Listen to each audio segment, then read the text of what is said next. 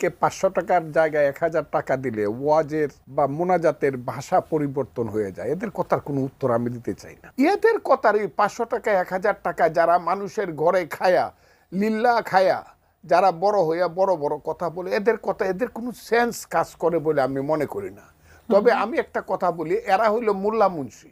মোল্লাতন্ত্র কিন্তু ইসলাম নয়, ইসলাম কিন্তু মহান। মোল্লাতন্ত্র চিরদিন ইসলামকে ছোট করেছে। দেখেন, প্রথম কথা হলো, হুজুররা অনেকেই মানুষের দান খয়রাত হাদিয়া তোহফা এগুলো দিয়ে চলে। দান খয়রাত এদেশে কেউ জোর করে আদায় করে না, এটা খুশি হয়ে মানুষ দেয়। হুজুরের একবেলা খাওয়াইলো বা 3 বেলা খাওয়াইলো, হাদিয়া দিল, তোহফা দিল, এগুলো কি হুজুররা চাঁদাবাজি করে আদায় করে? কিন্তু যেসব নেতারা এই কথাগুলো